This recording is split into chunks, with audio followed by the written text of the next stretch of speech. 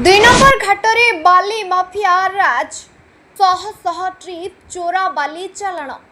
पंकपाल दुई नंबर घाटरे दिन राति बाली चोरी प्रशासन चुप कहीं बिना किस्ती चली बाली साम्राज्य दुई नंबर घाटरू बड़ खुलासा डीडीएन चढ़ाऊ ना केवल ड्रामा दुई नंबर घाटरे खोलाखोली बाली चलाण कहा छत्र छाया चली बाली माफिया राज पंकपालू बड़ अभियोग बाली चलाण सरकार को कोटी कोटी टंका क्षति पंकपाल दुई नंबर घाटरे बाली चोरीर लाइव चित्र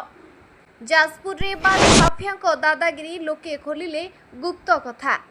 जाजपुर दानपति ब्लॉक पंकपाल घाटरे चली खोलाखोली चोरा बाली चालाण मेसिन साहाय्य प्रतिदिन शह शह ट्रिप बाली उठुवा अभियोग होइछि। स्थानीय लोकों कहवा अनुसार बिना किस्ती